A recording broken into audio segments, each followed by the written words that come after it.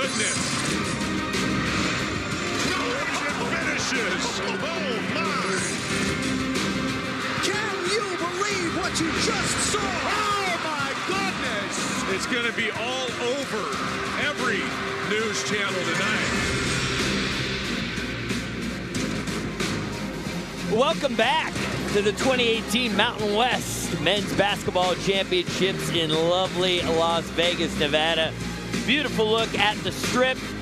We are indoors at the iconic Thomas & Mack Center, home of UNLV basketball and home to the Mountain West Tournament. We've got number 10, Colorado State, taking on number 7, Utah State.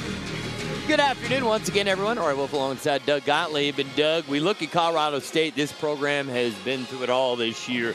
Larry Eustachy out as head coach, then interim head coach out. Jace Hurl is now the interim head coach.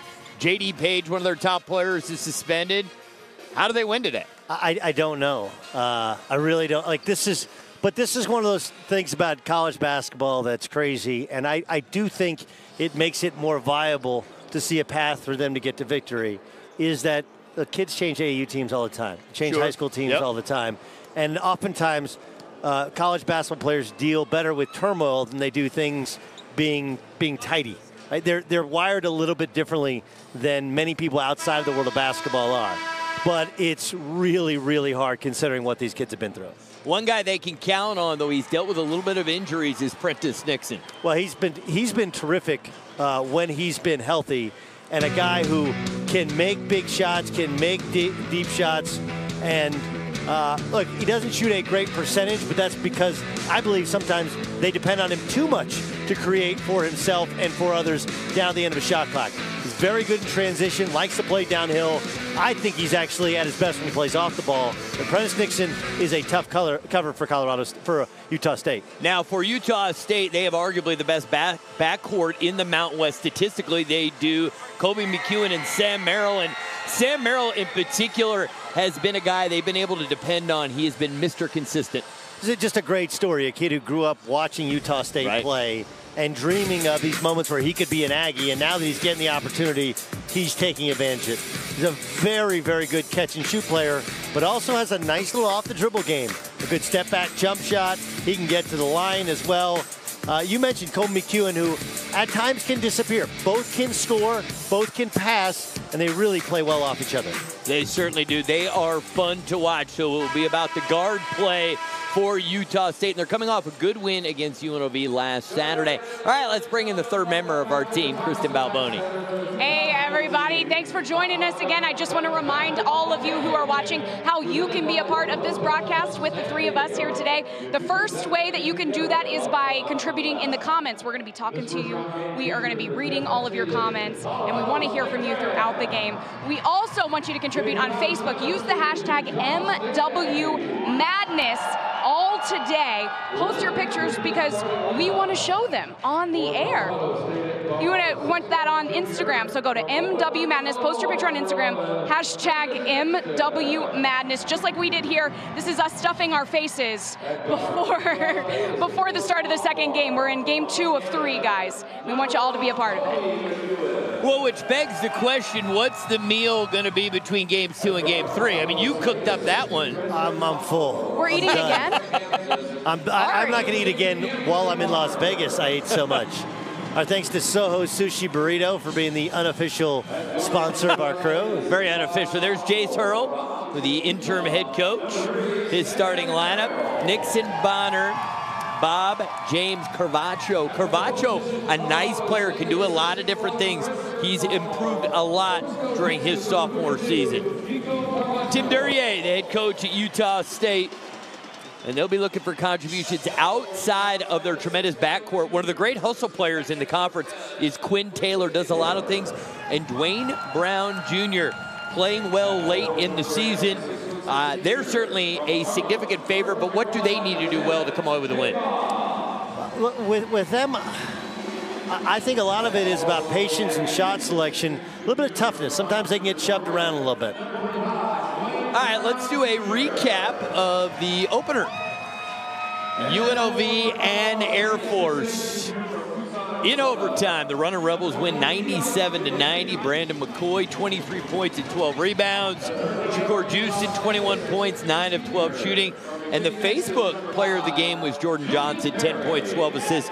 Air Force gave all they could handle. And Doug, Lavelle Scotty, the 23-9, all he's going to remember, though, is when he got picked from behind when they had the ball and a chance to take the lead. Yeah, I mean, like Lavelle Scott, he also missed a layup when he thought it was going to get blocked. So I think Air Force walks away thinking it was a great comeback, but we had the lead and a chance to beat UNLV on their home floor and keep our season going. As opportunity lost for Air Force. For the Rebs, survive and advance. They got outstanding play from their dynamic tandem inside. All right, so it's ready. Let's do this. Game 2.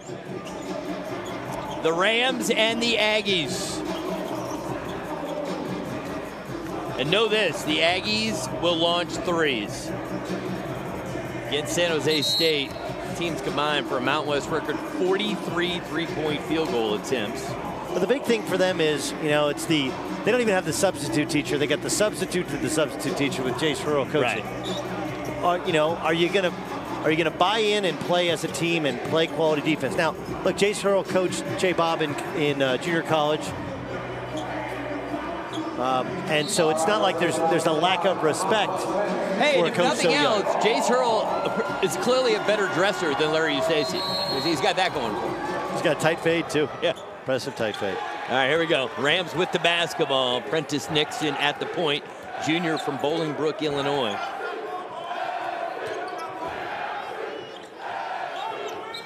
Do you think Colorado State wants to use a lot of shot clock and slow this game down? I mean, look, traditionally, if they play as Larry Eustace wanted them to, they might junk it up a little bit defensively. But I think once you get, it's a little bit like a bowl game. You just kind of play when you get to the tournament, and your coach has been fired. Bob's three is good. Only shoots it at 27% from out there. His 17th made three of the season. He's tremendous on ball. He's a very good on ball defender. Great energy and athleticism. If you make shots, boy, what a bonus. Only senior on the team. Quinn Taylor with it, gives to Merrill, back to Taylor. He can make that shot, doesn't want it. Perry coming off a nice performance on senior night as Wayne Brown Jr. gets the opening bucket of the game.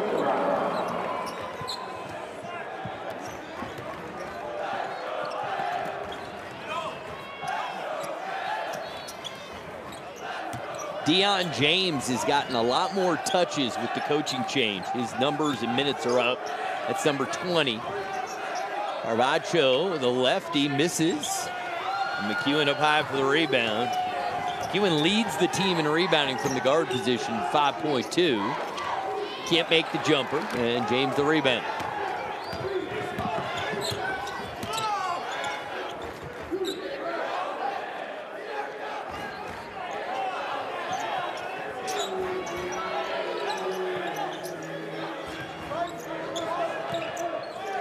Good double. Carvacho needs help. Bonner's got long range. This time he's going to drive and lay it up nicely. Anthony Bonner. When he's shown patience like that, Anthony Bonner, you mentioned long range, and he's taken almost half his shots have been three-point shots.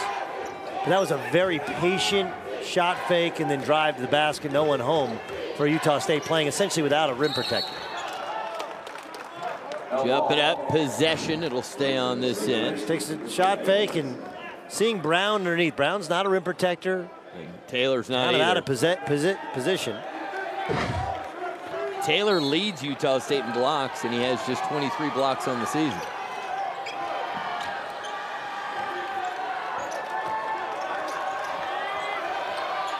Cross-court pass. Brown open, triple no. Nixon the rebound. Nixon leads the team in points, minutes, made threes, and steals. They rely heavily on Prentice Nixon. Jumper. We got a foul underneath against the Rams.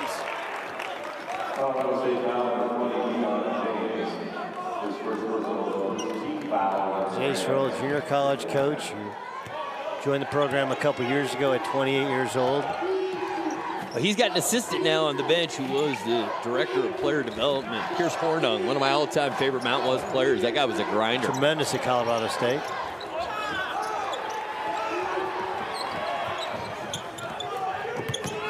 Shea Bob going to drive it on McEwen and get McEwen to pick up the foul. McEwen, Mountain West. Honorable mention. He was preseason first team all Mountain West, coming off being the Mountain West Freshman of the Year a season ago. Missed some time with a high ankle sprain. To give you an idea what he can do, in a game against New Mexico, 31 points, 13 rebounds, 6 assists, and 3 steals back on January 31st.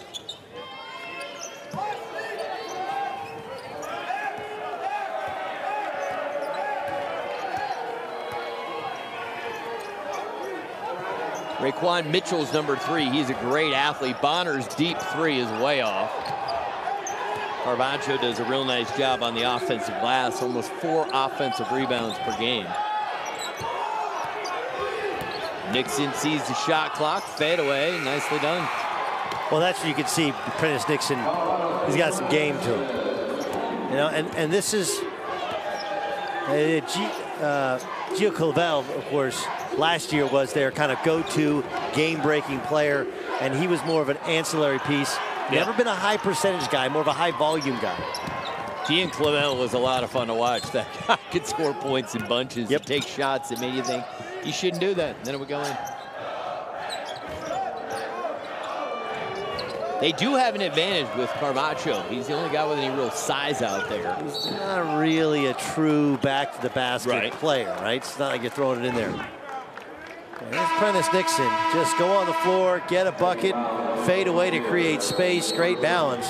And good start for the Rams. They lead 7-2, and we are happy to be joined now courtside by Kristen Balboni. And Kristen, what do you got for us here at the start of game 2? I got so excited, I left my mic down there. There you go. It's live. Well, you know, I've been monitoring the Facebook comments, as I said before the game. So I've got some. I want to know where everyone is watching from and who you're rooting for. And Ari, as you pointed out, you know, it might be a little different because we're in the middle of the week. It's the middle of the day for some places. So let us know. Some places. Afternoon, some places. So we've got Angie Little. She is watching from Pleasant Grove, Utah. She says, go Aggies. No surprise there. Luke Bullock is watching from work, hiding in my cubicle. Go Aggies. Luke, if you can snap a picture for us, that would be awesome. I would love to see that. I'd like to see that. Yeah. Katie Deering from Huntingburg, Indiana, and James Brown from a snowstorm on the East Coast. Now, speaking of snapping pictures, we also want you to go and post on Instagram how you're watching. We got this one from Katie Cavender right here, who is watching for us. She's working with the Mountain West. She's got the Facebook thumbs up right she's there. Miss Mountain West. She does everything. Yeah, she's great. Yes. She's great. We're happy to have her, and we're happy to have her Instagram pictures. So hashtag MW Madness to see your Instagram pictures on the screen today. It's happen. Yeah, let's do Make it. it a good one, too. Yeah. So there is some discussion out there. Okay. You know, for Rams Nation, or you know, they're both used to be the Aggies now. Obviously, Colorado State about their next head coach, and I think it's going to be fascinating to see where Colorado State goes. Because I think it's a really good job. You know, the football stadium's redone. Oh, yeah. The athletic department is in really good financial shape. My first candidate was former assistant under Tim Miles, Craig Smith, who's up in South Dakota. He is definitely, I'm sure, on the list. I think he's doing a good job at USD. It's interesting, you know, SDSU, South Dakota State University, which has Mike Daum, the Dominator. They took him out. And they're going to the tournament again. 2 years, 2 tournaments for TJ Olsenberger. Bonner caught him sleeping, but then he gets his shot blocked. It was a smart play. Good reaction by the Aggies. Diogo Brito is in the game. There's Merrill's 3, and it's rare when he misses. In conference play from beyond the arc, he shot it better than 50%. 53.4% in Mountain West only games from beyond the arc. That's just off the charts.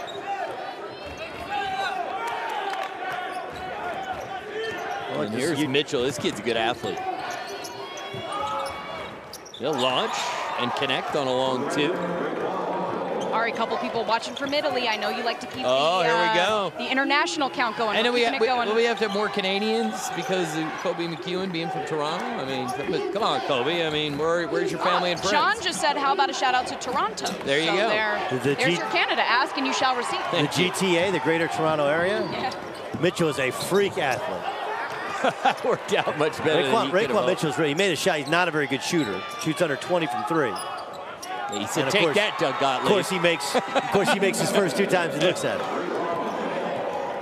Well, again, they got nothing to lose. Nobody expects them to win this game, so why not just come out and have some fun? I mean, they're up 11-2. McEwen's 3 is way short, but a foul on Bob. So 3 free throws coming up for Kobe McEwen. Raekwon Mitchell came up in the tough streets. That's a 2. He looks like his toes on the line. Looked like a long 2. They'll look at it at the next dead ball. He and his brother Jermaine, really tough upbringing in Florida City, which is just south of Miami. Now here's Francis Nix. Oh, no, that's Bonner. Yeah. Smart play. Well, that's actually, we used to practice that at Notre Dame. A lot of teams practice it where if the guy on the ball shows you his back, you just bounce. His mistake was he threw it a little bit too hard. Yeah. If you throw it right off the guy's backside, the ball will die. You can just pick it up. He threw it so hard that Taylor reacted and Quinn Taylor was able to block the shot. I like this comment. Andrea says, shout out to the Colorado State women's team watching from the Palms Casino in Vegas. Oh, isn't that nice? Free throw is good. 11-5 our score. Early going. Game 2. Opening round action. Mountain West tournament. Ari Wolf, Doug Gottlieb, Kristen Balboni, and our entire stadium crew. So glad you're with us. Full day of hoops. 2 women's games later on tonight. Building is going to get some use today. Bob, tough shot, good angle, and he gets it to go. Shea Bob is very, very good athlete. We mentioned his struggles with his jump shot, but a versatile player now playing kind of the power forward position. And he just has an extra step that few at that spot have. Dargington, one of 2 seniors. Got cut underneath the bucket. A loose ball. Rams come away with it. And now right back to the Aggies. McEwen's triple. That's an air ball.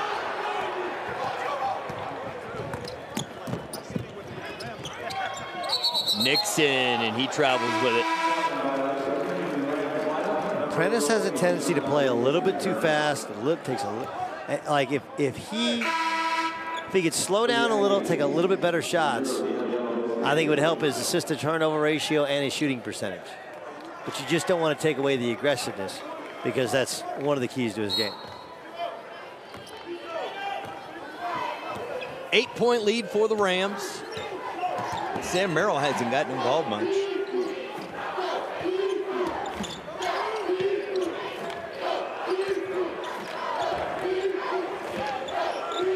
D'Angelo Isby is in the game. They recruited him for instant offense. Junior college guy, can score. Here's Merrill's 3, and still 0 for thus far. And I don't think this is as much case of Utah State being asleep as much Colorado State playing very good defense. And Nixon hits the triple. And Tim Duryea doesn't like what he sees, and he gets a timeout. Join us for the rally, Monday through Friday at 6 p.m. and 1 a.m. Eastern in our new studio at the United Center in Chicago. The rally is your place for breaking sports news, in-progress highlights, the best viral videos, and expert opinions from around the day's biggest headlines. That's Monday through Friday at 6 p.m. and 1 a.m. in our new studio that is 10 yards from the iconic Michael Jordan statue at the United Center in Chicago. It's kind of amazing here. Utah State down 11, and Tim Duryea, you don't want to freak out, but you're sitting there going, hey, this is a Colorado State team that was beaten by 21 by New Mexico, by 9 by Nevada, by 33 by Boise. I mean, they've just been blown out as of late. And I understand it's hard to relay to kids, hey, they're going to come in trying to beat you, but at some point you got to wake up and start playing better basketball. guys want a couple of international? We got Tasmania, Perth, Madrid, and Denmark. I've been keeping track. I'm not buying Tasmania. I need a picture or it didn't happen. Just because you say you're in Tasmania. That's a good point. Hashtag MW Madness. Post that picture on Instagram from Tasmania. Prove Doug wrong. Ooh, offensive. And Nixon took a shot above the neck. Isby just sticks out his backside. Ooh. Dude, are you okay? Oh, that's a decleater. But I don't actually think that's a foul. Nixon ran into him. He didn't even stick out his butt. And it was below the neck at first. I thought he got him up around the neck. Fortunately, Nixon seems to be okay. Look at Bob. Oh, yeah, Jay Bob. Great start for Bob. He's got 7 points. Isby did a good job forcing. Bob doesn't dribble well with his left hand. He's very right-hand dominant. And I think he thought help was there, and there was none there. Looking back, this has just been an awful start for Utah State. Don't mess around and get beat by Colorado State. No field goals. It's about 6.5 minutes.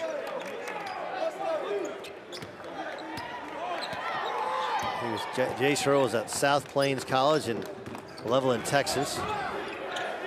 Spent one season there under Steve Green before coming over with Larry Stacey's staff. Carvacho, tough shot, no. Deion James fighting for it.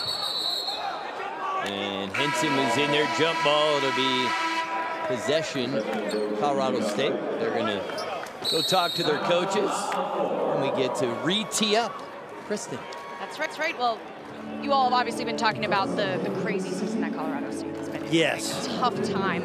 Well, Jace Earl and the staff did bring in someone pretty cool to give them a pep talk on senior night last week. Former Nuggets head coach George Karl came in. We see it on the screen. Came in, did his talked to them about adversity. He says, you know, it strengthens you because success doesn't come without failure. He also got them hyped up for the tournament. He gave them a little pre-speech. He said, it's fun being the underdog. He said, you know, no one believes in you. And then here you go, and you can prove them wrong. It looks like they've come out and taken that advice to heart so far. But, you know, it got me thinking, because I think it'd be pretty great to have George Karl giving you a pep talk for a pregame speech. If you, on Facebook, could have one sports figure give your team a pep talk, who would it be and why? Who do you think's the biggest motivator out there? The best motivator or the biggest? Either. You like big or you like best? Let's go best. I'm going to tell you who the best is, and you guys are going to think I'm crazy. You ever heard of Lou Holtz talk? Remember when you used to do him on ESPN? Yeah. He's unbelievable. He's unbelievable. I mean, the things he can say and get you motivated to do and talk about when he was the head coach in Arkansas or Notre Dame. He's unbelievable. Wow, we got the old impression there. Matt says MJ. I would agree with that. I went to UNC. I would absolutely love. I don't see how you could not be fired up for an MJ. So I agree with Matt on that one. Ari? Michael Jordan? You don't think so? No, I don't see Michael Jordan as being a motivational speaker. But you just know you're in the room with greatness. He could tell me to tie my shoe. I'd want to tie it. I'll tell you true greatness. All you need is Doug Peterson to get up and tell you, I got a backup quarterback and we're going to win the Super Bowl. And it worked. No kidding. How about this one from Philip? Easy, Bill Walton. Bill Walton. I'm not sure he'd motivate you, but he'd make you laugh. You better block off some time for that one, huh? It's going to go on for a while. Yeah, I don't think guys have, I don't know if you guys understand. Motivational speaking is not necessarily about resume. True. 3, no good. Fight for it. Sean says Popovich. Walter says Peyton Manning.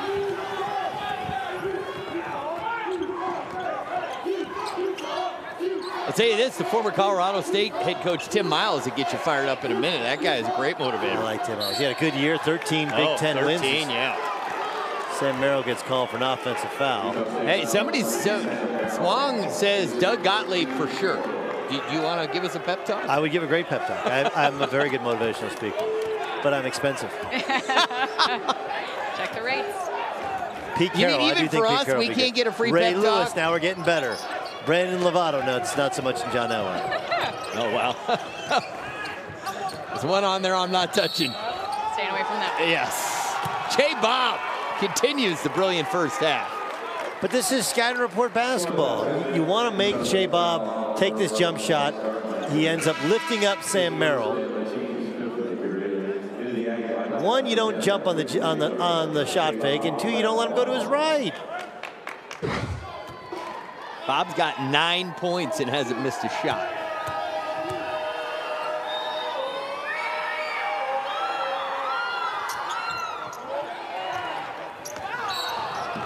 And then a foul. Silly foul.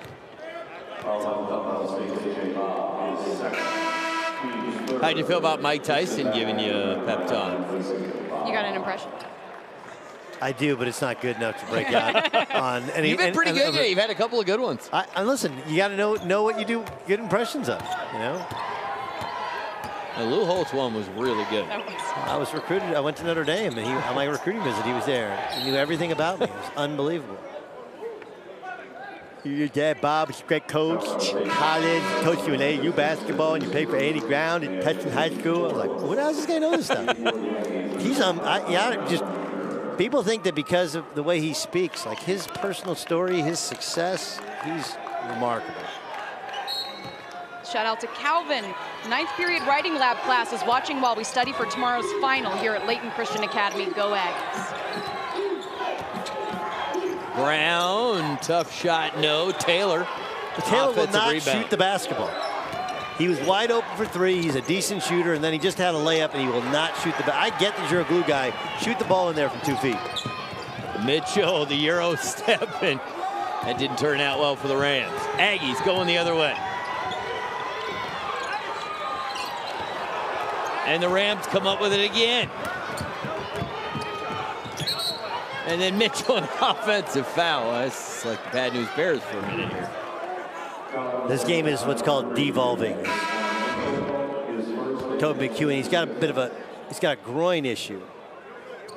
And then and a head issue now. Runs in the kibosh.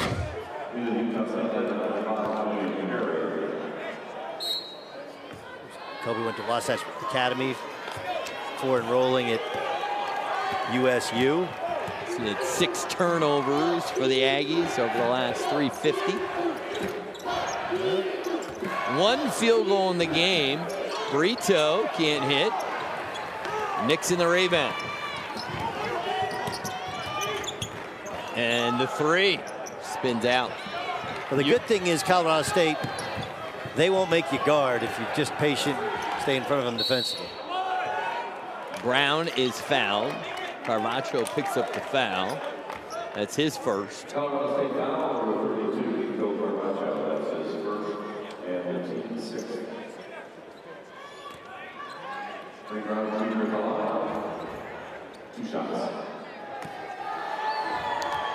went to Northern Oklahoma in Tonkawa.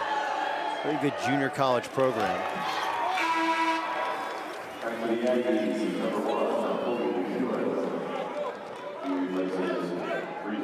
one of those classic kind of tweener bigs, listed 6'6", probably closer to the 6'5" variety. Needs to continue to work on stretching his game. Free throw is good. Lead is 13 for Colorado State. The number 10 seed taking on the Aggies of Utah State, the number 7 seed.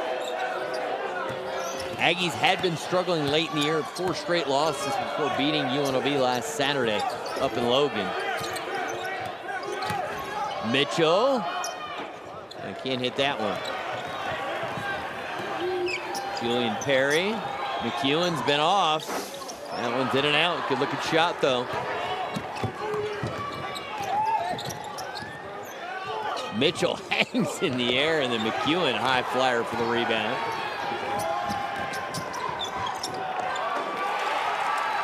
Quinn Taylor gets the dunk, and Colorado State wants and gets a timeout. Coming up next, game 3 of our triple header on Facebook. Number 6 Wyoming takes on number 11 San Jose State. Catch the nightcap of 3 games at 7 p.m. Eastern, only on Facebook. like this question from Randy here. He said, OMG, what's Colorado State doing or the Utes not doing? And it's not the Utes, but his question is what's going right, what's going wrong. I think Randy just tuned in. I mean, listen, Utah State just getting outplayed a little bit and then starts to get in your head. You take a couple quick shots and now nobody wants to shoot. But if you don't, you think you got to find a way to get Sam Merrill going. I mean, if he can't score the basketball, they can't win. He's their guy. Well, not having Kobe McEwen on the court hurts Merrill because Merrill sometimes needs somebody else to create for him. Yep. Full court pressure from Utah State. Just token pressure.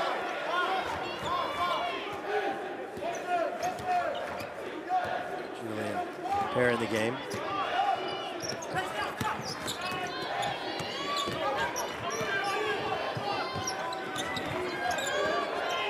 James, crossover, spin. Almost got it to go. Perry the rebound. Perry missed a lot of the season. It's only his 15th game of the season, but the 108th of his career. And Merrill throws up a wild one. They got to get Sam Merrill going. He's 0 for 3 from the field. Deion James. No, and Quinn Taylor the rebound. Sam Merrill was on the ground again.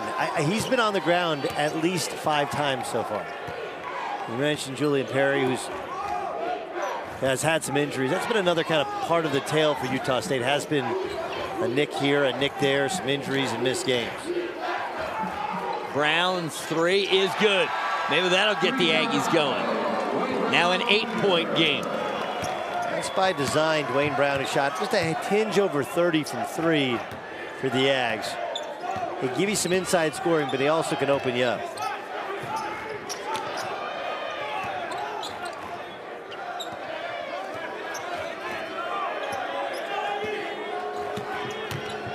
Bonner got knocked up in the air. McEwen's got Brown. Oh, but he didn't put it up on the pass. Throw it up.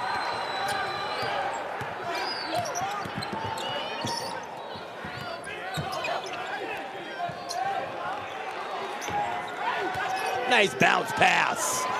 Good cut from Anthony Bonner. On the strong side, Sam Merrill did an outstanding job defensively. But Colorado State with just enough patience, and Bonner ends up getting the layup on the backdoor cut. More of a basket cut. Merrill, look, he got away with a little bit of a push-off, and he turns it over again as Anthony Bonner comes right over. That hurts. That hurts. He runs into the table hard. I mean, Kobe McEwen just falling asleep, watching the basketball, gets cut on by Bonner. And then Bonner, what great effort to try and save a basketball, but he ran right into the corner of the table. That looks like it was painful. We'll be right back after these words from the Mountain West Conference in these schools.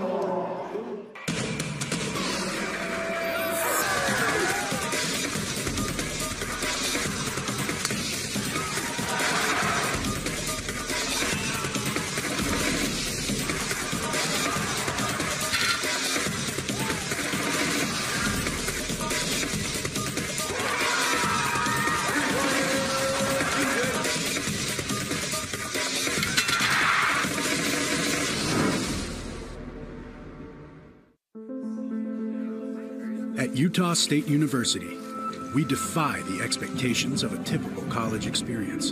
Here, you'll find a community, but no commute. And an education instead of a lecture. Located in a top 15 college town, it's easy to find your place. This is more than just a school. We're Aggies.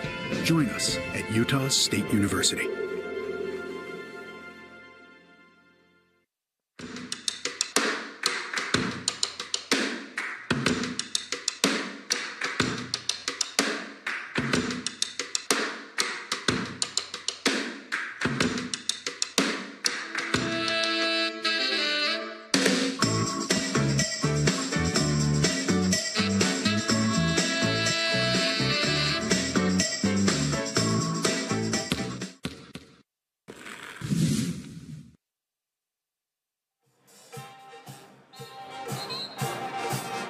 J.C. Carroll, look at that, go Aggies.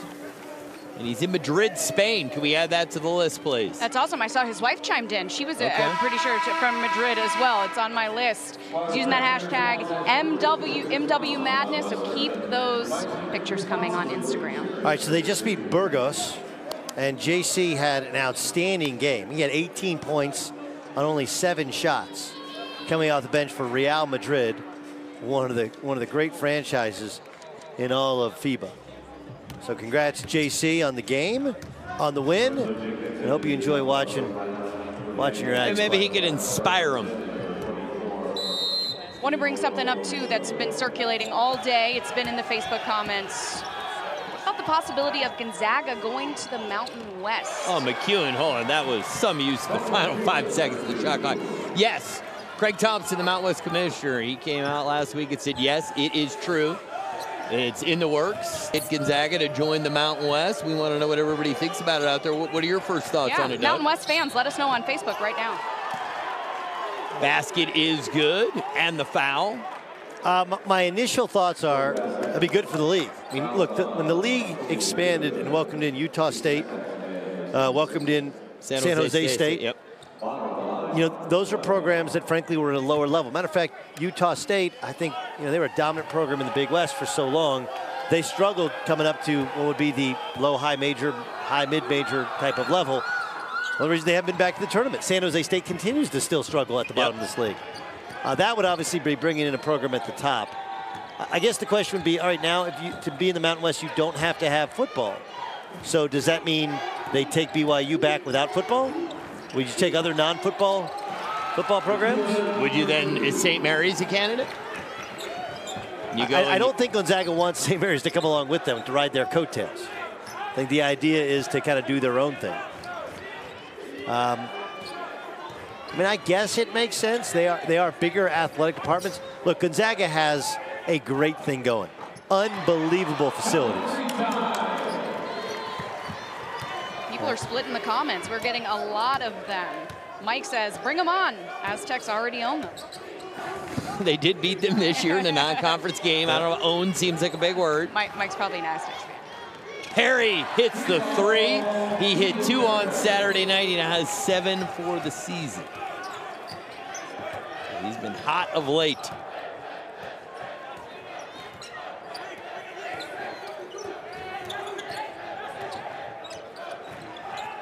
Bonner, open 3. Great effort from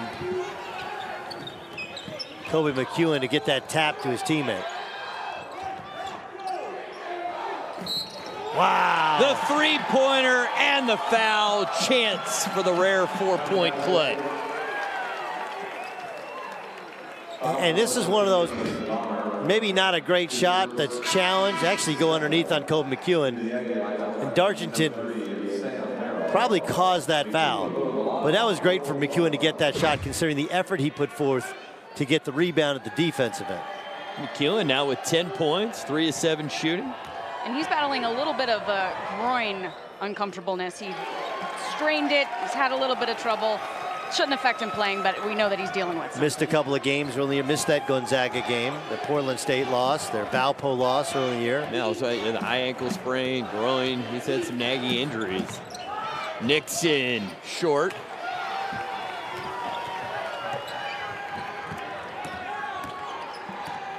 McEwen, 3, same spot, not the same result. Colorado State struggles with what's called transition drags, those ball screens in transition. One of the things Larry Eustace always teaches teams to run back to the paint. It's hard when you're a big guy, run back to the paint, then cover a ball screen. Carbacho can't finish. Had to go to his offhand, he's a lefty. Took his time, and as you said, he has that size advantage, but that's not totally his game. Perry hits another 3. Boy, the Aggies are thrilled that he's back and healthy. Providing that senior leadership, hitting big shots. And now, I mean, it was 20-5, guys, and now it's a 1-point game. Utah State now has a school record 800 3-pointers this season. It's 800 attempts this season.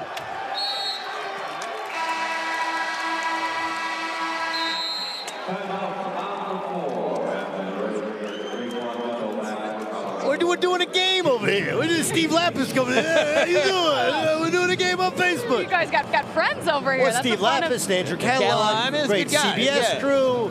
Saw in a Brotherhood. It's all it's one big fraternity. No. I do pretty good Lapis. I'm not going to break that one out just yet. Oh, you can? You got Lapis down? Do within here. Well, we worked. You do a ton of these games together. Yeah. Well, I want to talk to you guys about Kobe McEwen. Now has 11 points. He's got a really interesting backstory. He grew up in Toronto.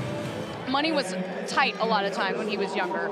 And he said that every day he had just $3 to spend. He was supposed to spend that on his lunch money, but instead he would take it and use it on bus fare to get him across Toronto to basketball practice, and sometimes he would have to give up lunch. But you know, that's all part of that drive for him he wants to be number one. He wears number one on his jersey because he wants to be the best. And he said, you know, I think I could be one of the all-time leading scorers here in team history. And he said, I'm not trying to brag. That's just what I believe.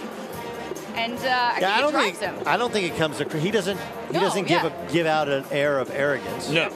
I think he's a good player, a good, confident kid. The one thing that he has, you know, Canadian kids often get accused at times of being too nice and not being competitive enough, being too team-oriented.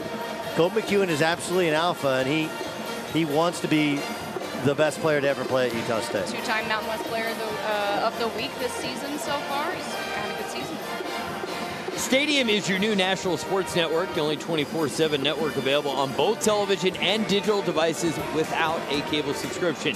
Live and classic games, daily live studio, original programming. Check our local listings or go to watchstadium.com and click where to watch. Stadium, welcome to the game.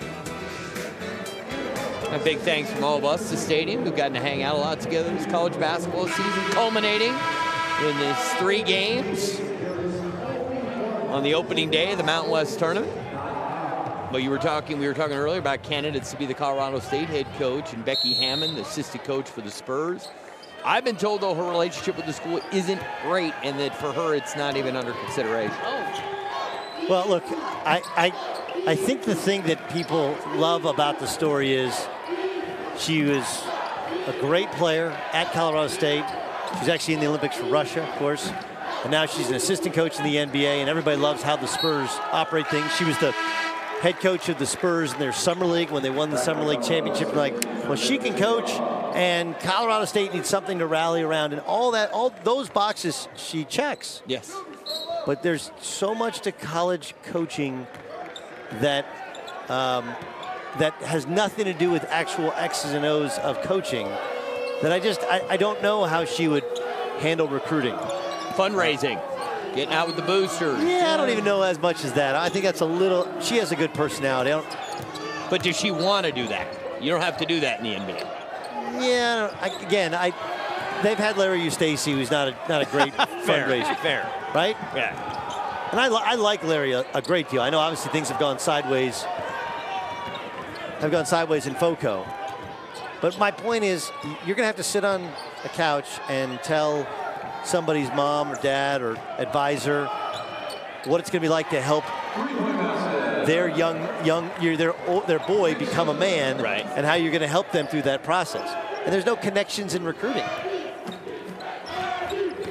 So I think that part would be a little bit more difficult than people are letting on. Perry, the answer. He's hit 3 threes in the first half. I mean, how about Julian Perry, a guy who misses most of this year due to injury, has struggled getting minutes, and when you don't get minutes, it's hard to get, your shooting percentage coming in is what, 27 from 3. Playing great this afternoon. Hasn't missed a shot. Colorado State at one point led 20-5. They came out, played great. Shea Bob got the defender in the air and gets the foul called. Now both teams with 17 fouls, so they'll both be in the bonus the rest of the half. Just 2 minutes to go in the opening half.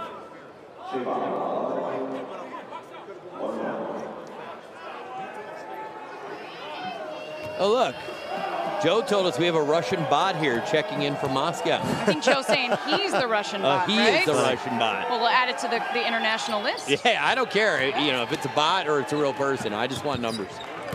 I do actually speak Russian. Can you do like a really good accent with it? Да, я говорю немного по-русски. Oh, hey. I don't know what you said, but it's yeah, it sounded great. Yeah. Oh, Darlington fouled on the dunk attempt. They're going to get Bob for the foul call, and I believe that's his third. I understand why Shea Bob's upset. That's a perfect block. And it's his third personal, so Jace Hurl's got a real short bench to work with. They could use. You got any eligibility left? They got nobody over. Love to play. I need to run off that sushi burrito. Utah State fans are getting more vocal on Facebook. Diane says, let's go, Utah State. Daniel says, it's our time. Aggies playing the comeback kid role again. Well, listen, they kind of no-showed there for a good 7 minutes, 10 minutes in the first half. And it would be a deflating feeling, I feel like, if you're Colorado State, now with a tie game, if you don't end up with a lead at half. That look we saw from Jace Hurl, that's the look of a coach that feels like, man, we had an opportunity early when they were asleep to make them play catch-up the entire second half. Lorenzo Jenkins is checked in for Colorado State, number 13. Nixon's three's been hot, stays hot. Prentice Nixon.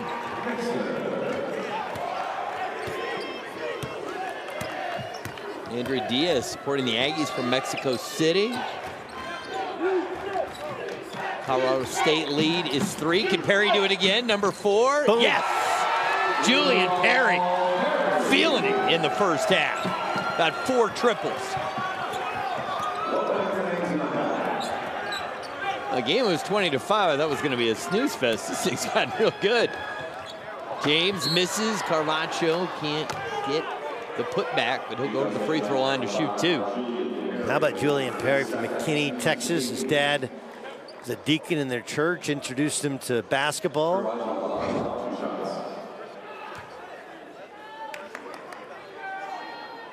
Nobody boxing out. Carvacho's just struggling to finish anything. He missed an open jump shot. He was upset. He had that turnaround over his left shoulder upset and just missed a dunk. Hits the free throws. Numbers on the season, as you just saw, pretty good. 9 points, 10 rebounds per game. And I love it when a big guy has a positive assist-to-turnover ratio. I often see that with the big guys. Well, they play the style in which they want to play at times offensively because their guards are so offensive-minded. Give it to Carvacho and play as him as almost like the point center. 2 for 2 for Nico.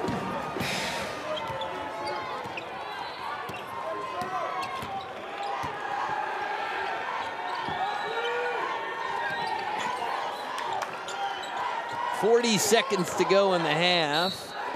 And before the skip pass, there's a foul against Colorado State. They're going to get Deion James.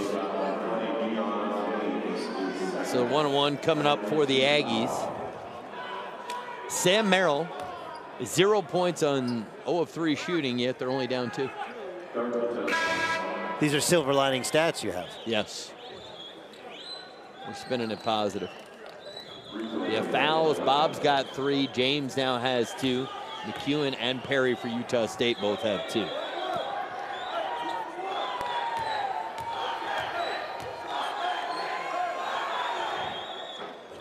And no good on the front end.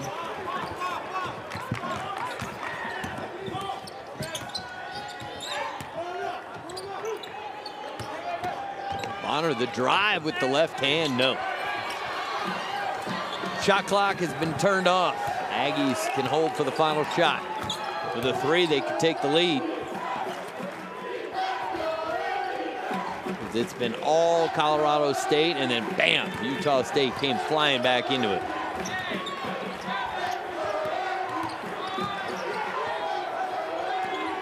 Yeah, give Perry one more look. Number 5, nope, not this time. Entertaining first half of basketball is the number 7 seed Utah State. Trails by 2 to the number 10 seed Colorado State. Both teams go get coached up. We're just halfway through our day. We saw UNLV win in overtime. Now at halftime of this one, we still got game 3 coming up later. Wyoming and San Jose State. And let's go to Kristen. Coach, you were down 20-5, and then you came roaring back. What changed? How'd you get it done? we picked up our energy defensively. We started the game really flat on both ends. Weren't playing with any force offensively, and defensively, weren't making a miss at all. Picked up the energy on this end. That led to some good things on the other end. Colorado State doing a great job on Sam Merrill. What adjustments do you want to see in the second half? I think we just got to keep running our stuff for Sam, and he'll break loose. He's missed a couple shots he usually makes, but he'll come around. Thank you so much. Appreciate it. All right, well, we are here at halftime, and Utah State, their slogan is the power to change, and they are really backing that up. Take a look at this.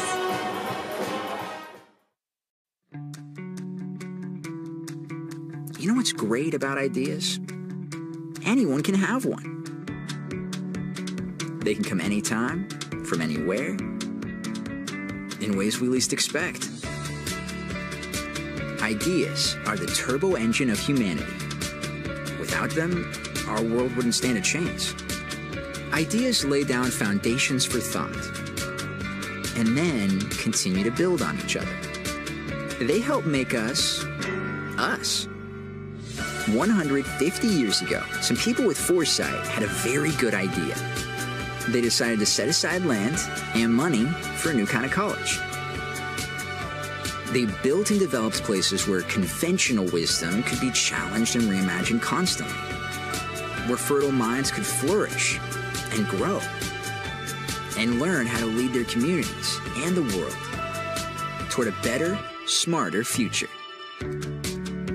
It was one simple idea, but it's already led to millions more. What started as a small-town college tucked away in the Utah mountains has grown into Idea Central, a thriving research university known and respected around the world. We are Utah State, nurturing innovation and embracing possibility. We don't just change students, we transform entire communities. We do more than study the human experience. We celebrate it. We engage in fields of study the world can't live without. And our influence is anything but earthbound. It's really no surprise that we empower our students to enrich the lives of others. After all, a place like this, in a setting like this, has a power all its own. The power to uplift, the power to share, the power to thrill, the power to inspire, the power to challenge, to accomplish, to surprise, to grow. Utah State University. The power to change for good. Where do people say good luck? All right, well, the Aggies fans are loving that piece. I'm seeing a lot. Miko says, let's go Aggies. Britton, great close to the half. Aggies, let's come out strong. So keep those comments coming even at halftime. We are reading them. I am watching them right now. But right now, we're going to send it over to Cassie Soto in the Mountain West studios for an update. Cassie? Now that the 2017-2018 Mountain West women's basketball regular season has come to a close, it's time to announce the Players and Coach of the Year awards. Wearing number 13, Liv Roberts. After a knee injury ended her 2016-2017 campaign early, Wyoming's Liv Roberts will finish her final season with the Cowgirls as Player of the Year. This past season, Roberts became the 24th player in program history and 11th under head coach Joe Legursky to eclipse the 1,000 career point mark, averaging 15.9 points per game. The senior guard also surpassed the 500 career rebound mark this season, becoming the 22nd Cowgirl ever to do so, averaging 5.8 per game. UNLV's Brooke Johnson earns Defensive Player of the Year honors after helping lead the Lady Rebels to a share of the team's first ever Mountain West regular season title, with 14 league victories this season. The senior guard's defensive play against Mountain West opponents helped the Lady Rebs hold teams to just 38.7% shooting, the second lowest in the conference. Johnson averaged 1.8 steals per game and becomes the first UNLV student athlete to earn the Mountain West Defensive Player of the Year title. The move from Wisconsin Green Bay to New Mexico proved to be an easy transition for Tisha Buck as she takes away Mountain West Newcomer of the Year honors. The redshirt senior transfer poured in nearly 12.5 points per game while grabbing 5.6 rebounds per Mountain West contest this season. The Minnesota native finished the regular season ranked 4th in the conference in three-pointers made, averaging 2.3 per game. Air Force's Kaylin Immel is awarded Freshman of the Year honors after averaging just over 33 minutes per game in the first season of her collegiate career. Immel led the Falcons in scoring, netting 16 points per game in conference play, while averaging 2.2 assists and 1.3 steals. As a freshman, Immel set an Academy single-season record with 429 overall points and becomes the first Falcon to receive Freshman of the Year honors from the Mountain West. For the second year in a row, Wyoming's Marta Gomez earns the 6th Player of the Year award. The junior forward came off the bench in all 18 Mountain West contests, averaging just over 22 minutes per game. The Spain native averaged 8.8 points and 2.4 rebounds in conference action, while ranking 3rd in the league in three-point shooting, banking over 47% from behind the arc. Wyoming head coach Joe Legursky is honored for a 3rd time by his fellow Mountain West coaches and a 2nd in as many years, earning the Coach of the Year title for guiding the Cowgirls to a 13-5 conference mark. The 13 wins ties for the most in program history, and the Cowgirls will enter the 2018 Mountain West Women's Basketball Championship as the number 3 seed. This past season, the Cowgirls led the league in three-point field goal percentage and rebounding defense. Overall, Wyoming ended the regular season 20-9, marking the 3rd straight year that the Cowgirls have reached the 20-win mark. For a look at all the Mountain West postseason honors, head to the MW.com. This feature has been brought to you by Mountain America Credit Union, the official credit union of the Mountain West. From the Mountain West Network studio, I'm Cassie Soto. Our score, 35-33 at the half, Rams in front. Colorado State University is in the beautiful rolling hills of Fort Collins. It boasts some of the country's best faculty as well as an extremely broad curriculum. It truly is a place to live your passion.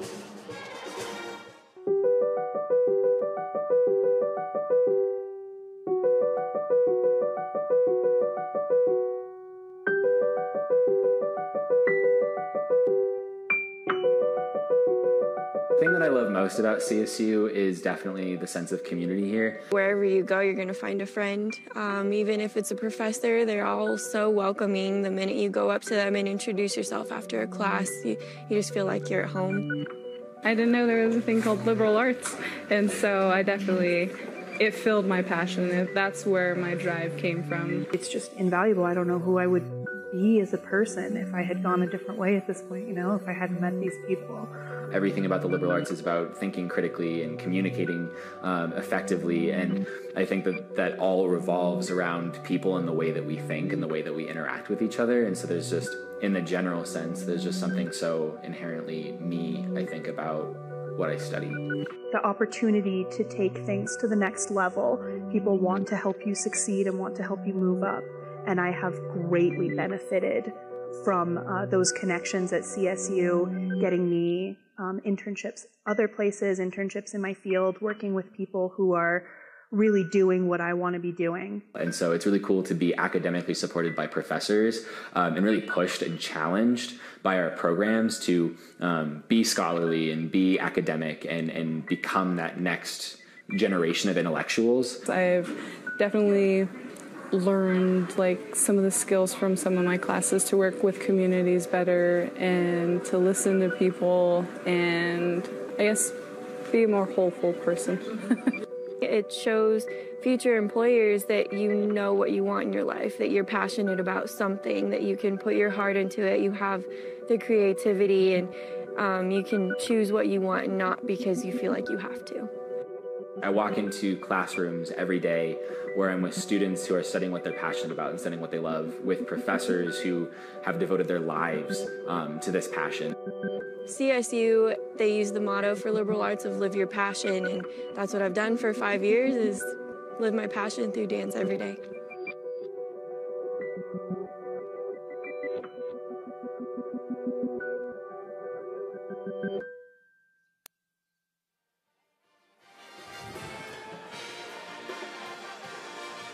As you could hear and see, great stuff going on at Colorado State. And we return our attention to basketball, rejoined by Doug Gottlieb. And Doug, what'd you learn in the first half? I learned that Colorado State came to play, and I think Utah State struggled to kind of get their motor going. And, you know, even at the break, they're down 2, but if you looked at 16 minutes or so of the first half, Colorado State was 10, 15 points better. If not for Julian Perry, this is a 10-point deficit. I mean, he's almost single-handedly put USU back in the game. Yeah, they're going to need Sam Merrill to step up. Well, let's go to the highlights. Start with the Rams, and Prentice Nixon got him off to a great start. He did. I mean, look, Prentice Nixon is not scared. He's never been afraid of the big shot, the big moment. But more than anything, the shots he made in the first half were rhythm shots, were within his range, weren't challenge shots. As for Utah State, you get Kobe McEwen going, and he created for Julian Perry. And Perry's offense is so needed, as they needed that third perimeter scorer with Sam Merrill being limited in the first half because of the blanketing defense of Colorado State. 4 made threes in the first half for Julian Perry, a big part of this story. And here are first half stats. See, Utah State, 0 points off turnovers. A bit surprised because they can get outrun. Yeah, but I mean, it's not a team that pressures defensively. True. And you know, Colorado State, some of their shot selection has been our turnovers, where they take bad shots. But like credit Colorado State, they did a good job of attacking Merrill when Merrill kind of sometimes is a step slow defensively. They didn't allow him to get any open looks, and they had themselves a 2-point lead at the half. And I'm sure Utah State does not want to be down once we get to the last 8 minutes, because then you start to get tight. A game that you didn't expect to be close. All right, let's go to Kristen. Coach, an absolutely hot start, 20-5 lead at one point. Utah State battled back, but you went into halftime with the lead. How do you look at this first half? I thought we played hard. That's about as hard as we played all year. We executed defensively. We got to keep that same intensity up. They're going to make some shots. They got really good guards, and they're a good team. As you said, playing hard, you go and you take this break at halftime. So what do you say to the guys to keep the momentum up and to keep them playing hard here in the second half? We got to play like there's no tomorrow. We got to put 40 minutes together.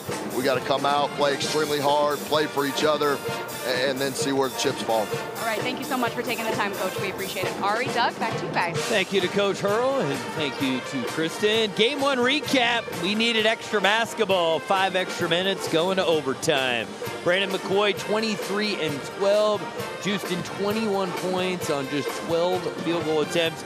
Our Facebook player of the game, Jordan Johnson, double-double, 10 and 12. Lavelle Scotty, 23 and 9, but a couple of critical mistakes later. Or maybe Air Force is playing tomorrow against Nevada. Jacob Van, a very nice game off the bench with 20 points. And we knew their bench production would exceed UNLV, and they come up with 53 points. But UNLV next gets the Wolfpack, third matchup. And a team that they've beaten, and a team that you know, they having had success against Nevada. And I always think, having played in these tournaments, when you play the day before, even if you don't play well, you get the kinks out of playing in the neutral site environment, and you're not cold, you're not stiff, and you're UNLV, you got nothing to lose. You lost your last 5 games of the regular season. You're not getting the NCAA tournament regardless. There's some pressure on Nevada, who I think most of us think is getting in as an at-large regardless. It's not a locked-up cinch. Listen, if you're UNLV, you got to feel good about surviving and advancing. Everybody got their shots and their numbers because you had to play an extra period. And I don't think it's an awful thing to play the day before you play a rival in Nevada, a team you beat. Yeah, you get the juices flowing, you get comfortable playing in this environment. And again, it was just a week ago that they lost here at home. All right, we have a top 10 matchup in lacrosse on Saturday. Number 3 Duke heads to Baltimore to take on number 7 Loyola of Maryland.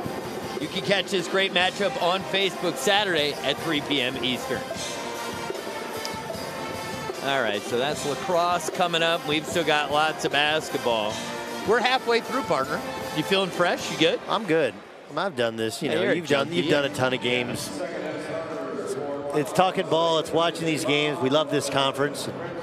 I'm intrigued to see what Coach Duryea has. If his team can get out to start, you mentioned Sam Merrill.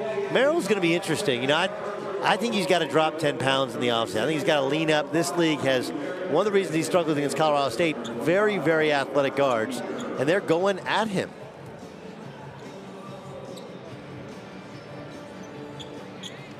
All right, we are set to start the second half. Game 2 of our triple header.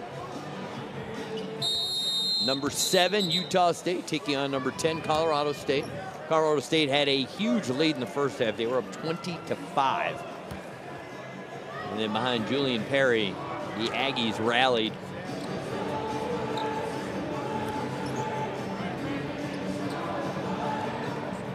Kobe McEwen had 11 points in the first half. Also had 3 rebounds, with just 1 of 5 from beyond the arc. The team, they shot at 40% from beyond the arc, 6 for 15. They take a lot of threes, make a lot of threes, 9.3 per game. Okay, here's Merrill with it.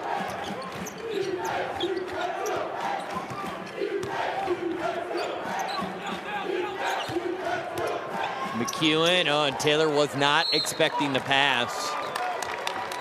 So a turnover there.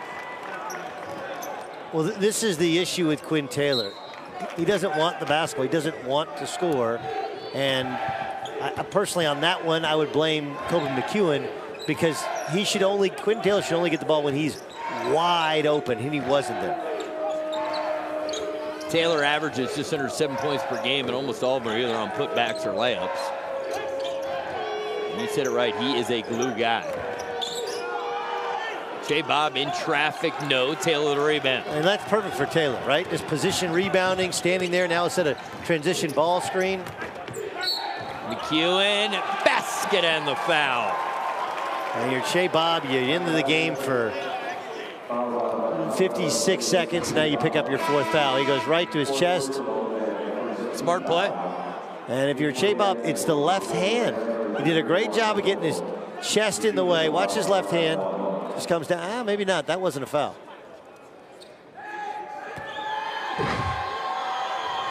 Either way, who knows when we're going to see Shea Bob again. McEwen hits the free throw.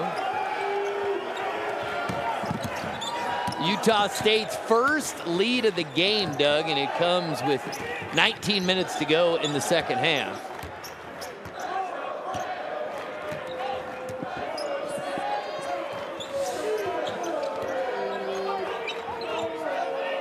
I would have gotten that prediction wrong that Utah State's first lead would come in the second half, but they finally have climbed the hurdle. Deion James, no. Brown the rebound. Here's Sam Merrill. Still scoreless. Brown the 3, that's way off. And Taylor to Merrill, the triple. Oh, he doesn't miss those wide open threes very often. No, but that's a great kick out pass. What's called a dagger 3. You get an offensive rebound, try and get 3. Anthony Bonner, the fadeaway. Bonner's so athletic, you have to give him space, and he just took a nice rhythm jump shot. Charlie's watching from Hayes, Kansas. Love that name, Hayes. Matter of fact, I named my son Hayes. Not after Hayes, Kansas. Merrill, tough shot, yes! And the foul. So Sam Merrill took a while, but he gets into the score column. Sam Merrill just turns the corner on Nixon. Nixon lets him go and gets in there and gets to the body of Deion James and gets an and 1. And Merrill hits the free throw, 84% free throw shooter. Sam Merrill, Mountain West honorable mention this season.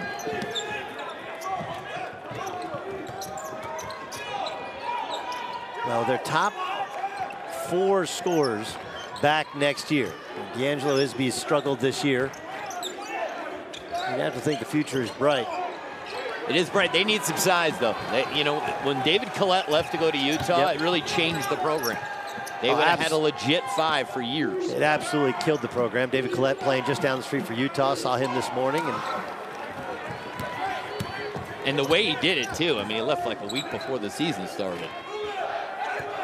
Well, that's one of the issues that, I saw where Steve Kerr said, hey, why can't players who don't get drafted, why can't they just come back to college? Which sounds like a great idea.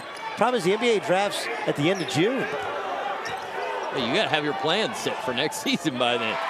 Carvacho. That's better for Carvacho. Just a solid workman-like player. Goes to that right-hand hook. Game tied at 39. Merrill, nice bounce pass and a good block, and he keeps it alive. Carvacho, terrific defense. And it's Mitchell. Not sure what he wanted. He just got up in the air forever. Well, I think he thought he was going to draw the foul. If you watch, Sam Merrill did a great job. He gets verticality. Here's the block as Taylor. He leaves that ball out from behind him and gets blocked. Watch Sam Merrill. He jumps and keeps his hands straight up. Almost kind of pulls the chair out. That could have been an offensive foul. Instead, they just get the basketball. That's a good no call.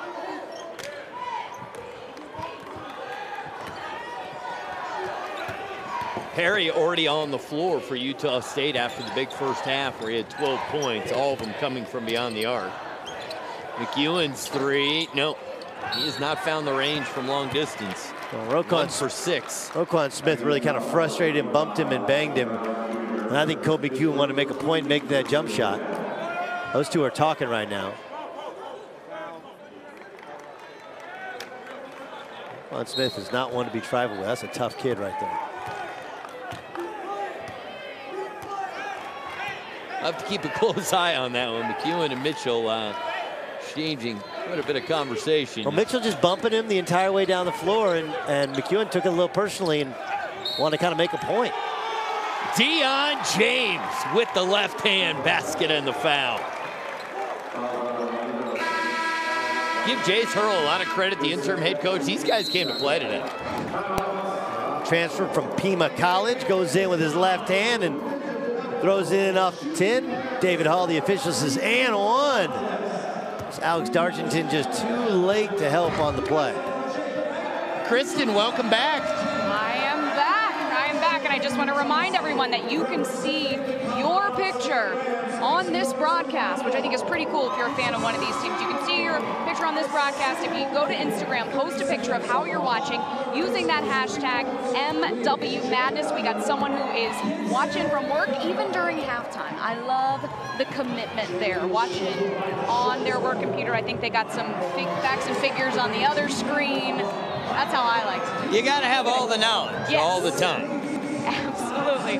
I also want to talk to everyone about, I would love to get everyone's opinion on Facebook and you guys as well. They released the Mountain West men's basketball all-conference team. I want to show these. I want to show the awards that the coaches gave out. This is voted on by the coaches.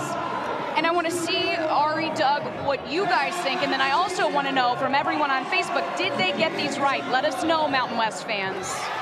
I'll let Doug start. What do you think? Let's start Caleb Martin, Player of the Year. I get it. His team won the league. I would have done Chandler Hutchison. That would have been my pick. What about you, Ari? 2 votes right there for Chandler Hutchison.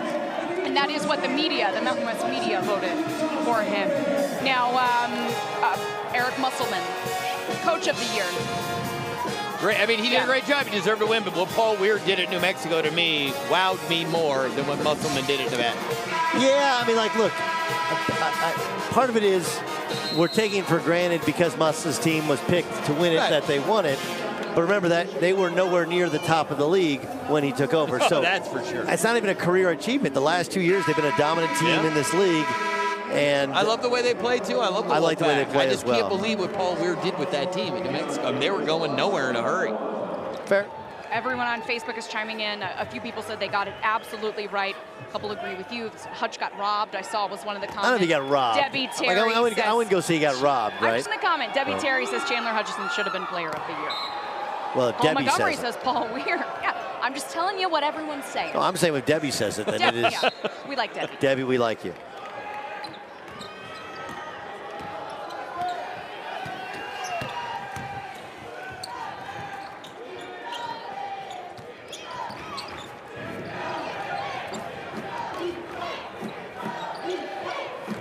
Dargington. Tough shot, basket and the foul.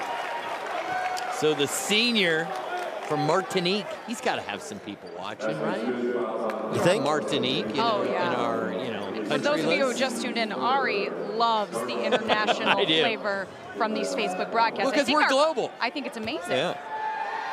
I also want to point out from Benjamin Solis says, I don't follow any Mountain West teams, but there's never a bad excuse to head to Vegas, see in person next year. Benjamin, I'd agree with that. I agree. Benjamin, how come you're not here already? Yeah. Benjamin, what's going on? Yeah, seriously. Plus, remember, you had the WCC tournament, which concluded last night with the Gonzaga Championship. You got the Pac-12 tournament happening down the street. You got the women, which play after the men. And the WAC started today, right after the WCC. It's a hotbed of college basketball this week. Vegas in March. And there's a pretty good chance it's better weather than wherever you are. Our friend to our right no longer lives in Southern California. She lives in Chicago, so she really likes coming here at this time of year. Right. I made the move. I'm in the stadium studio as well as doing the game. She's a full-time stadium employee. It happened quickly. How long ago? A couple weeks ago. Huh? A couple weeks ago. No text? Like, hey, I'm not going to be on. I'm not going to be on Jacob Ullman's boat with you anymore. That's true. But here's the good thing about doing all these games together. I know I'm going to see you playing. That's good. Yeah. 1 point lead for Utah State. Great folks at Stadium Sports. Congrats on the new studios opening at the United Center. Great coverage of Mountain West College football as well. I watched the Facebook. Wow, look at that block. Dwayne Brown gets the block. Aggies on the move. Merrill stop and pop, count it. A long 2 for Sam Merrill. All his points coming in the second half.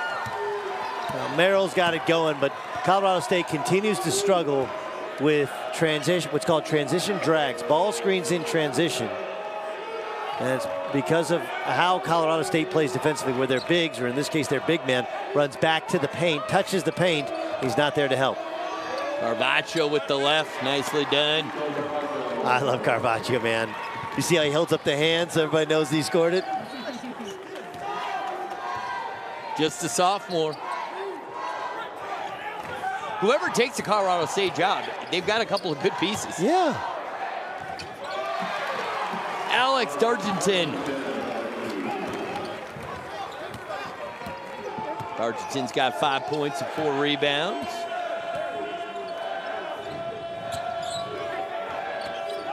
Can I do the trivia question thing? All I know is I've been forbidden from answering it.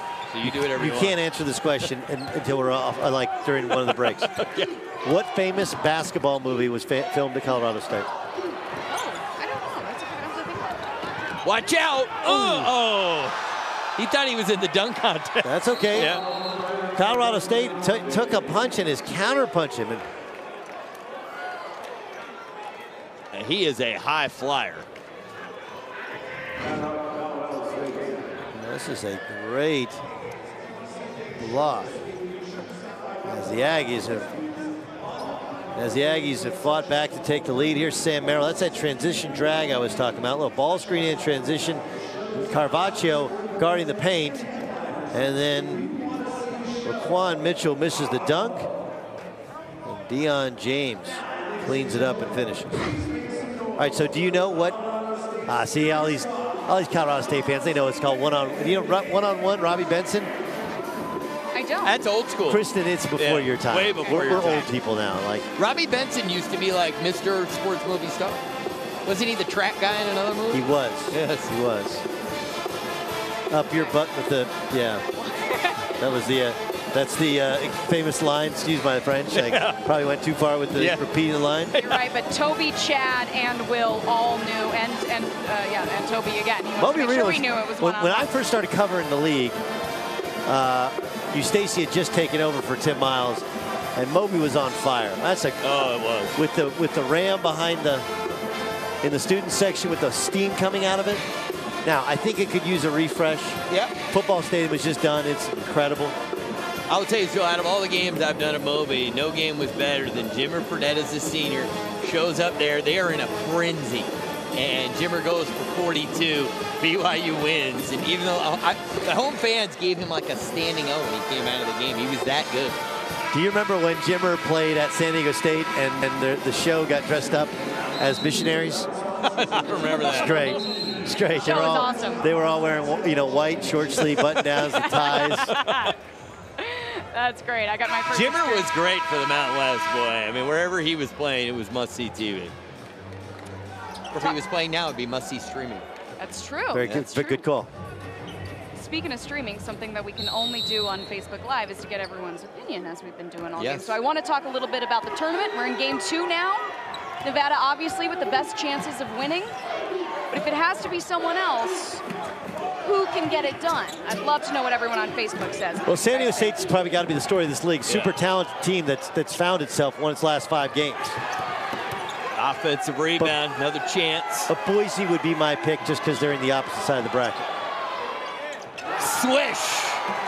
Kobe McEwen. McEwen's got 17 points. The lead is 4. Tyrone says Boise as well.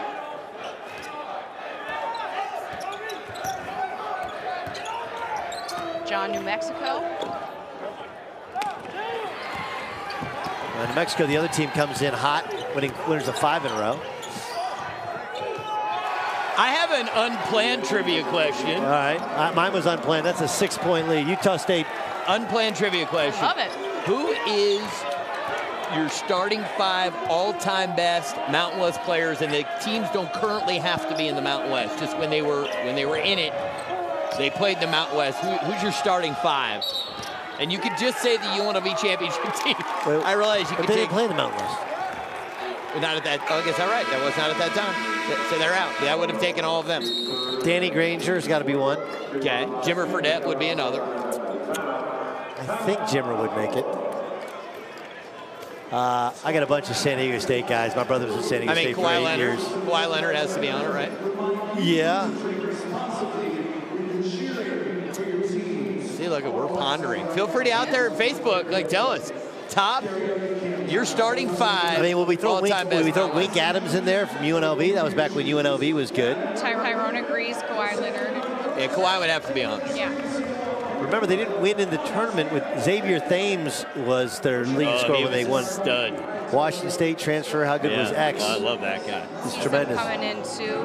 Keith Van Horn wasn't in. I don't think he was in the Mountain West. I think it was still the WAC then. Andrew Bogut. Billy White was a good player, but I don't know.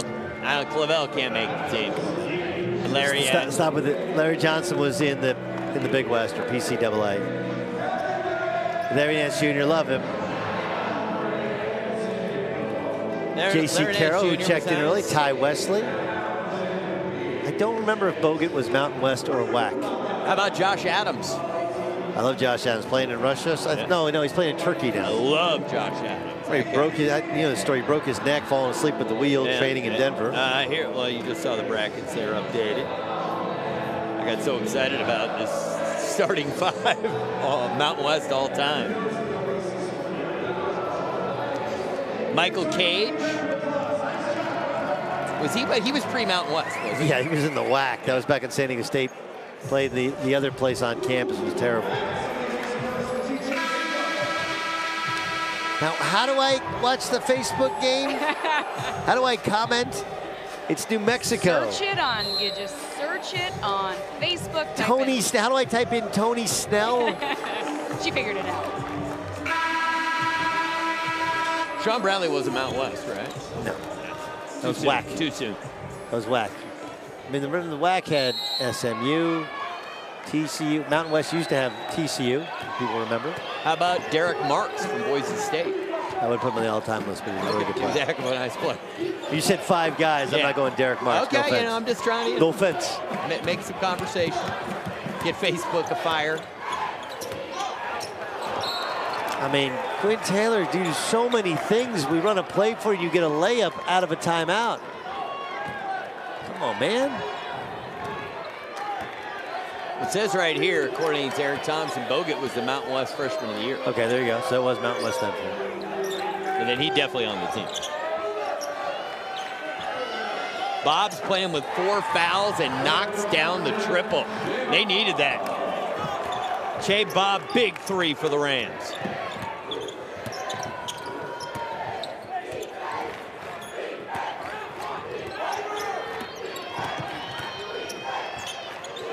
McEwen, yes. But when he stops to rise for his jumper, boy, he's got very good balance. Excellent. 5-point lead for the Aggies. It's about 10.5 minutes to go second half. Back door, and Bonner couldn't handle the pass.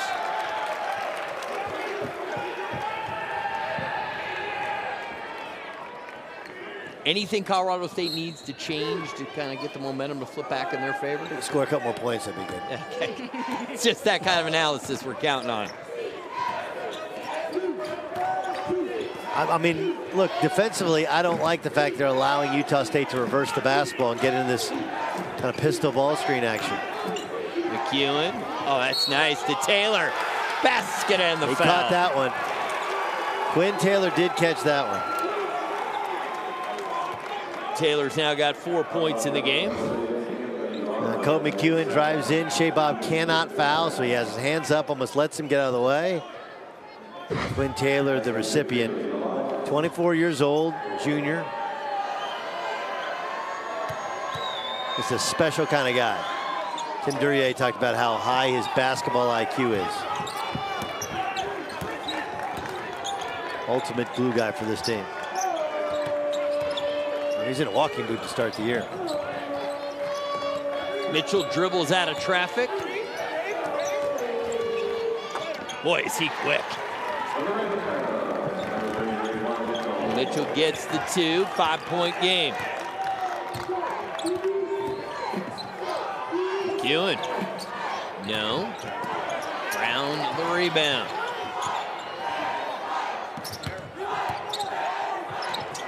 Merrill spins out, fight for it.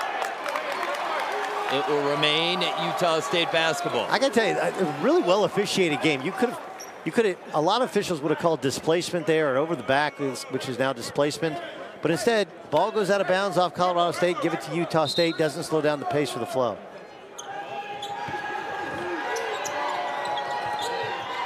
McEwen, long 2, count it. And this is where Utah State, you just get caught. Utah State, all they ran was a little flex, where McEwen sets a flex pick and then a down screen. Just too easy for them to reverse the basketball. Tough shot, Anthony Bonner. I mean, they're hanging around. They're only down 5, 9 minutes to go. But their energy defensively is based upon their offense. Now they scored a bucket and they're playing a little bit better defense. Just a little bit too easy for Utah State to turn the basketball from side to side.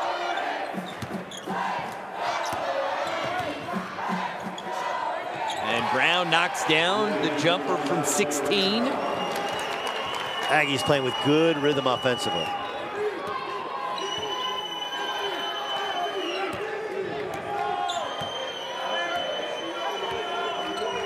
Bonner, big time 3. Man.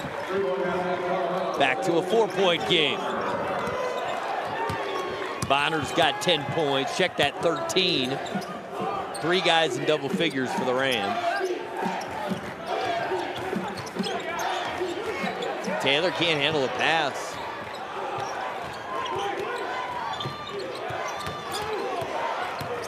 McEwen's feeling it right now. He wants a piece of this freshman.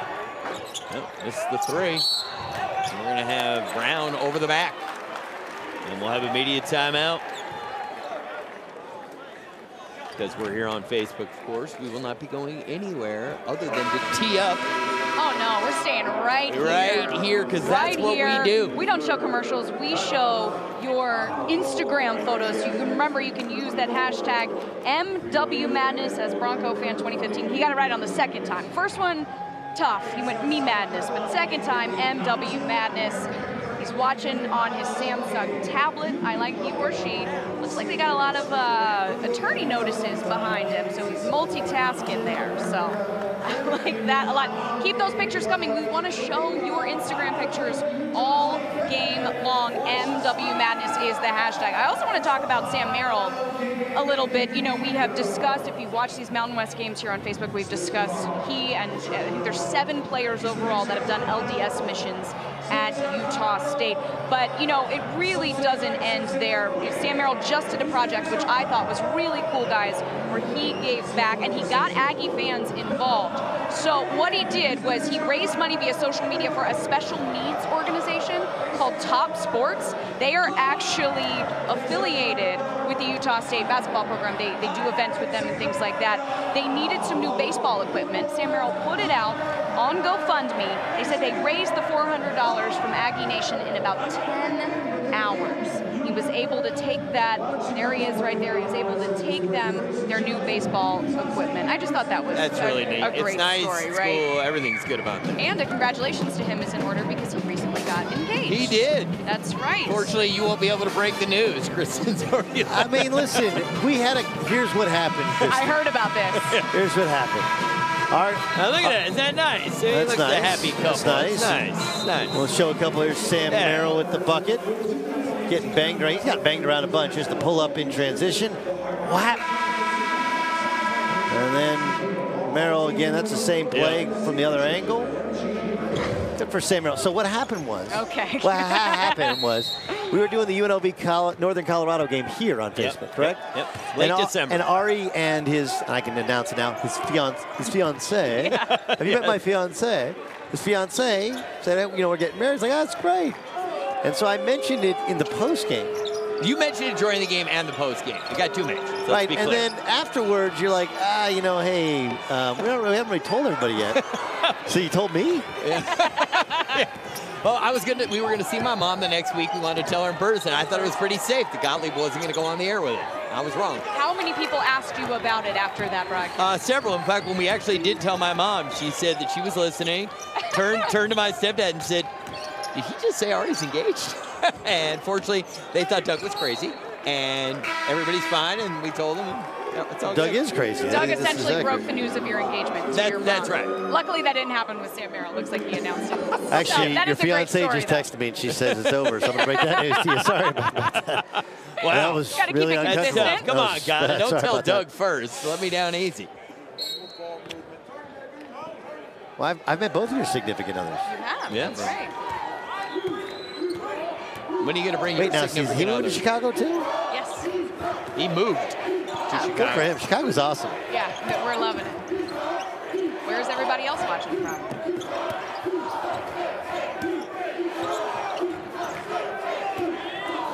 Oh, yeah. McEwen, the two-handed dunk. Beautiful pass. And so valuable. That's Quinn Taylor. It's called a ball screen continuity. You run ball screen side to side to side. Colorado State got caught assuming there would be another ball screen.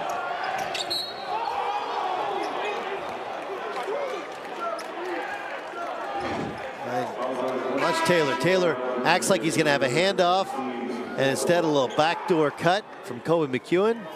Great setup, and Anthony Bonner gets caught watching the ball instead of staying between his man and the basketball. Yeah, Bonner's dad was a football player at Kansas, and he's only like $165, but during his redshirt year, he actually put on 20 pounds. Went to high school in Lawrence, Kansas. I just can't imagine how skinny he was. I guess 145. Yeah, I played about 150 in high school, but tremendous defensive player on the basketball. Has to continue to learn and evolve off the basketball. And you know, Larry Eustachy just wanted him to be more aggressive. He thought this kid's got a ton of talent. Well, Bonner's got 15 points to lead the way for the Rams, and they are hanging around, down 4. McEwen, dangerous pass. Oh, and the dunk for Dwayne Brown. That was one of the weirdest plays I can remember. McEwen might have had a layup, kicked it out for Brown for a 3, but he whipped it so hard Brown nearly lost it. Then Brown goes like 5 yards the wrong direction, turns the corner, and gets a wide open dunk. Carvacho was determined to get that shot. Here's the drive. Right, here we go. Here's the pass. Ooh, almost catches a couple managers in the chops, and then nobody's home. Weird play, right? Yeah. They're already handing us the sheets for game 3. Let's get through game 2 first. They're prepared. Yeah. You're complaining about Mountain West is all over it. All I was saying is, wow, we still got another one to go. Brown has 4 personal fouls. And we've still got a 6-point game, so that could be significant. And we know that Shea Bob for Colorado State's been playing with 4 for most of the second half.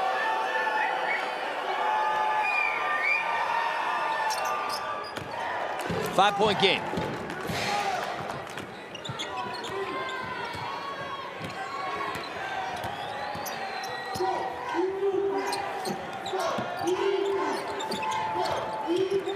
And Shea Bob goes to the ground, gets it. Numbers for the Rams. Unselfish. And Camacho to the free throw line to shoot 2. I keep going back to it. Real impressed. Colorado State really bringing the fight today. Well, Shea Bob with 4 personal fouls, sticks his hand in there, creates the transition play. And frankly, Bonner should have gone up and scored that, but Carvacho in the right place at the right time.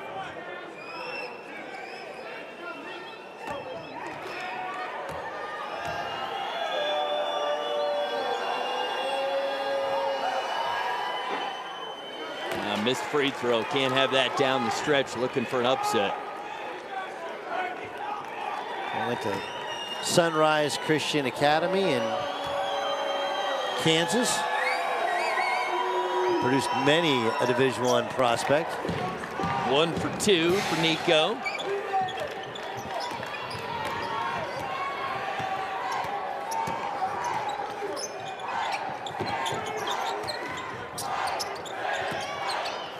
Merrill, elbow jumper, yes.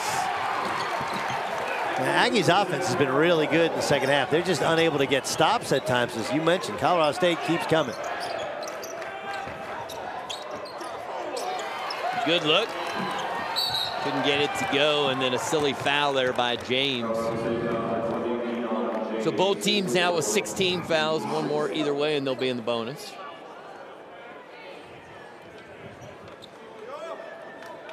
Well, considering we had the whole end of game talking about the line, just so you know, it's Utah 6. saved 6. I was actually looking at the score thinking, when are we going to talk about the betting line in this game? Merrill with a terrible pass. James in traffic, no. Carvacho tried to keep it alive. Can I share with you guys my favorite part about Facebook? Yeah, of course. So it's the, once you have kids, you guys don't have kids yet, it's the ability to look back, you know, a year ago, 2 years ago. Oh, yeah. I got a video from last night that popped up. That's on my Facebook page of my kids climbing all over me at the end of championship week. And my son's probably a year and a half old. My girls are, I guess, 4. Man, that goes by fast. Basket and the foul, and just like that, a chance to make it a 3-point game. It sort of felt like Utah State was felt like it was over. Yeah. No, it felt over. Yeah. I started going into my Facebook page. Yeah, you're looking at videos of the I started games. checking my mentions, and all of a sudden, Colorado State's back in it. My bad.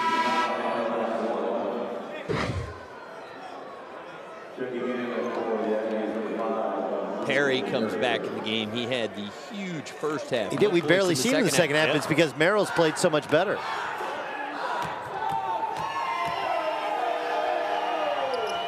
James converts the conventional 3-point play, and it is a 3-point game, less than 4.5 to go. And you got everybody talking about the line in the comments, Doug.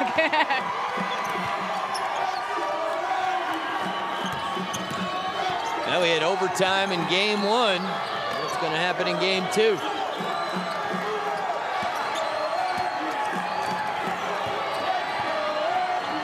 Merrill knows that Bob's got 4 fouls and drives right by him. That's smart basketball. Smart play.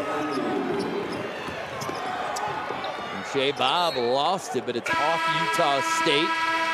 And timeout on the floor. But we've been really fortunate, Kristen, to have 2 great basketball games back-to-back. We absolutely have. It's been a lot of fun. Loving all the comments on Facebook. I know you guys are as well. And something I want everyone to chime in on, start thinking about it, even though it's still a very close game. Okay. Who is going to be the Facebook player of the game? We give everyone watching a chance to chime in, make their case for someone, and then we announce it at the end. Utah State wins. McEwen's my player of the game. Absolutely. He's been terrific. think so. But if it goes the other way, Colorado State, boy, you got several candidates. Yeah, Bonner with maybe? 15, Nixon with 14, Bob with 12. Another thing, you know, Ari, as you mentioned, we've had 2 good games. First game went into overtime. This game is close, and we got another one coming up. So if you are, maybe you're watching with your friends right now, maybe you're watching at a bar and you want to know how to log back in, it's really simple. Or maybe your friends want to watch the next game that we got coming up, San Jose State versus Wyoming. Here is how you do it. If you're new to the whole Facebook Live sports thing, it's super easy. You just go to Stadium Live College Basketball. You type it in, you click on it. Live Stadium College Basketball, you click it, then you find the game. Simple as that. And the cool thing, maybe you're a UNLV fan and you missed the overtime earlier, you can rewatch that full game right now. If you haven't gotten enough of us yet, you can go back and watch. Well, you could multi-screen, right? Yes. Oh, yeah. You can watch, you know, one on your tablet, one on your phone, one on your TV, another on a tab. I mean, there's games going on all over the country. It's a fun week if you love college basketball. Yeah, maybe he's watching right there. Oh, he's definitely watching. Can you tell the focus? Yeah. He's got the comments commenting coming in. on player of the game. Cassie Soto in the house, along with Brian Tripp to the right of your screen. What's up, Trippy? Brian Tripp, Mr. Mountain West. One of the first guys I met when I started doing Mountain West games. See, like everybody's on their phone. They're all getting involved. Yeah, they no longer actually look at each other. Hey, as long as you're looking at the Facebook game, that's fine with me. Yeah, you're right. Dangerous pass. 5-point game, less than 4 minutes to go. And people making their case for player of the game in the comments. I love it. Keep them coming, guys. I thought Bonner wanted that 3 for sure.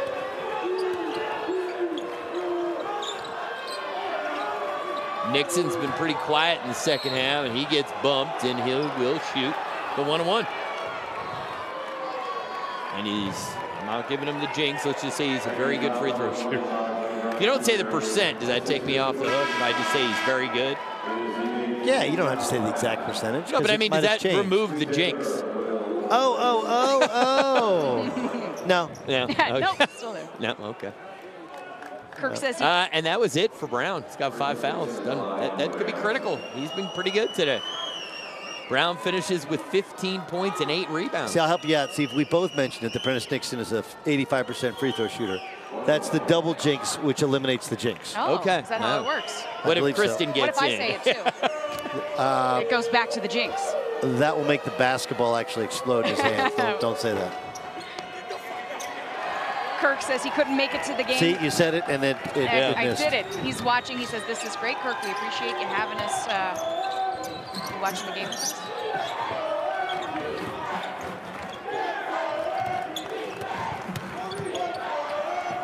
Taylor can hit that shot, but not this time. Dargington there to clean it up. It's a 7-point lead. Now Colorado State really has to be efficient offensively. You're right, Taylor can't hit the shot. The other thing it did was it took Carvacho out from the basket so that Dargington could lay the ball in with no true rebounder inside. Deion James didn't box him out.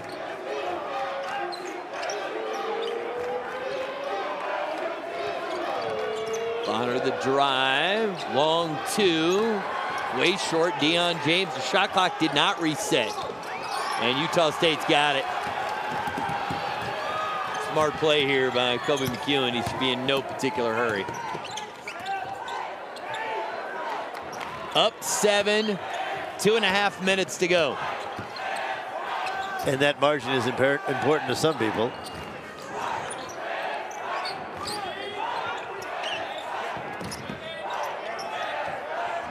Merrill, the 3, way short. He knew it, tried to go and get it. It'll be Colorado State basketball.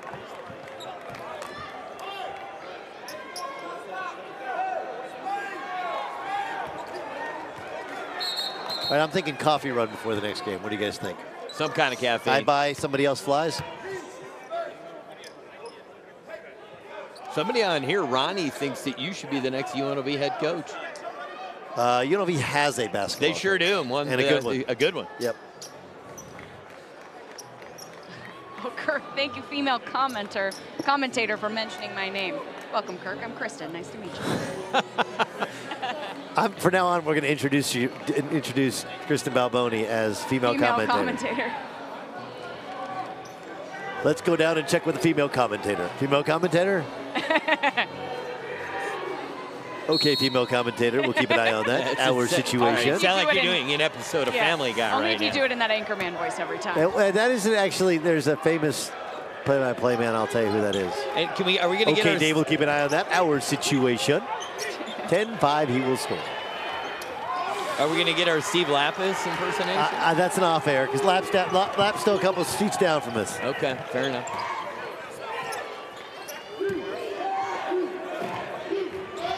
Lapis, an assistant on that 85 Villanova national championship team.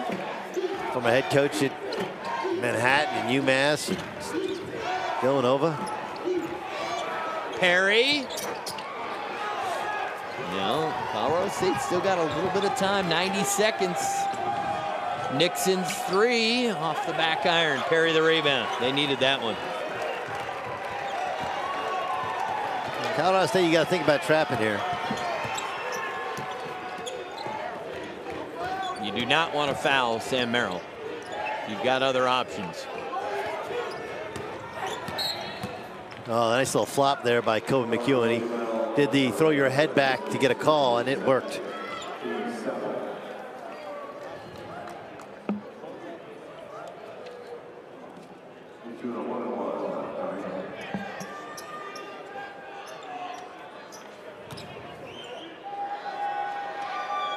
McEwen at the free throw line, 23 points in the game. He's now 6 of 6 from the free throw line. Game high 24 points. Also has 4 assists and 6 rebounds. He's got a real good shot to be the Facebook player of the game.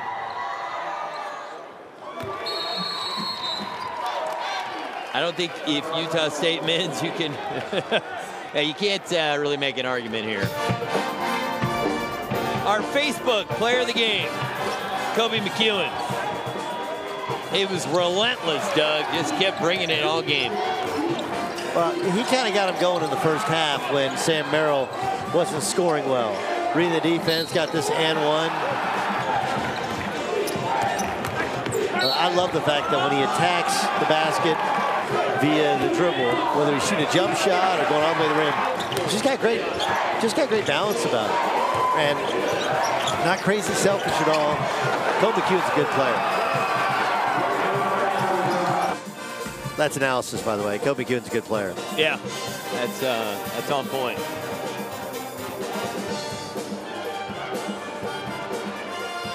Next game, the third and final game of our triple header. Number 6, Wyoming takes on number 11, San Jose State. Catch the nightcap at 7 p.m. Eastern, only on Facebook. Excited to see Hayden Dalton play again. I love to watch him play.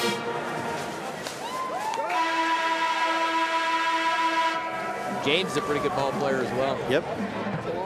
John Prelow trying to turn around San Jose State's fortune. Yeah, that's a tough job. When you get the job in August, it's hard to win. They've been more competitive of late, and both their games against Wyoming were pretty competitive. One went to overtime. So who knows what we're going to get. Tough shot. That is way off. And it appears Colorado State, they're going to back off here. No, still going to play defense. And then they foul Perry. And Perry will go to the free throw line.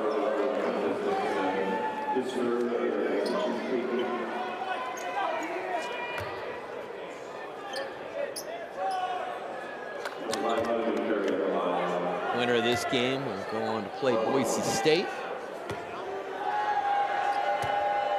At times, Boise State looked just as good as anybody in the conference.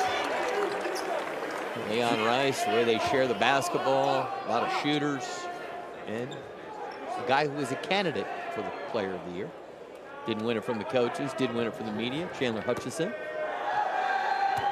Julian Perry got a chance on senior night to say thank you. I said thank you on Twitter to all the Aggie fans. This will not be his last game in Aggie uniform.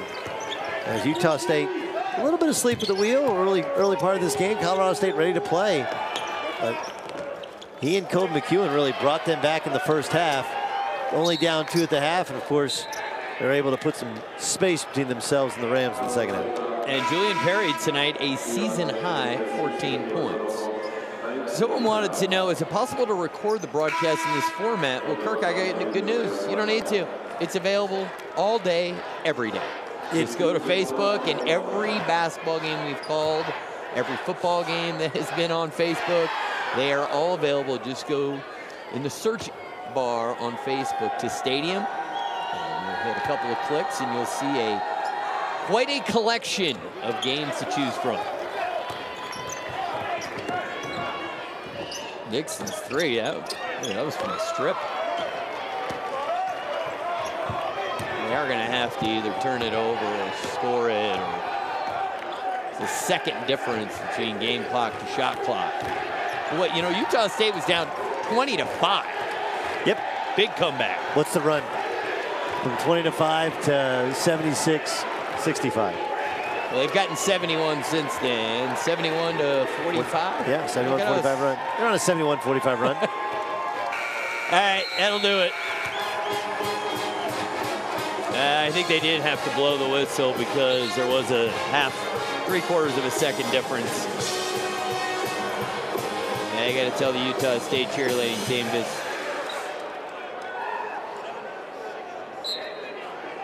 And that's it. Utah State moves on to the quarterfinal round. They are now 16-16. Colorado State, the end to what has been a challenging season. They are 11-21. Still, though, you can see that Colorado State has some talent, and it's a well-run athletic department with a vibrant fan base. We're not too far removed. Yeah. We're not too far removed from them being in the NCAA tournament. All right, take a look at the bracket. See up top, it'll be Nevada and UNLV, then Fresno State and San Diego State. Well, remember, we called the Boise game up in Boise, and the Aggies split with the Broncos. Yeah. That ends up being a tough draw. Yeah. And I thought Utah State did as good a job as anybody on Chandler Hutchison, make him go to his left hand. And we've got Wyoming and San Jose State next, the winner of that to take on New Mexico. Certainly the surprise of the conference, finishing as the number 3 seed. So we've still got more basketball. One more game. And Kristen is hard at work trying to find Coach Duryea. He's in the middle of an interview, Coach Duryea. So in the meantime, Doug, what will you take away from this one? Look, I think Julian Perry, can be a difference maker for Utah State. If you look back when they lost to Boise, that game that we called. Right. Remember Alex Dartington turned his ankle first play of the game? Played, yep. And they needed one more score because Sam Merrill was really good in that game. Yeah. If Julian Perry, I don't think he'll play as well as he played in the first half. But if you can give them another score, now they've kind of had the roles a little bit more defined. I don't think there's any reason to believe they won't be competitive against Boise. And they beat Boise last time they played it. Beat them 71-65 at home at the Glendale Spectrum Events Center. Came from behind, and Hutchison had 28 in that game, but McEwen led him. I think it's going to be a really, really competitive game, and one that Boise, frankly, was hoping not to have to play. But that's who's next for the Broncos. They will take on the Aggies. That'll be game 3 tomorrow. And Christian showing great patience right now as Tim Duryea was stolen away before we could get Coach Duryea. All right, here he comes. We got him. On behalf of my broadcast partners, Doug Gottlieb and Kristen Balboni, I'm Ari Wolf saying goodbye for about 30 minutes. Final score in this one, 76-65 Utah State. They get the win.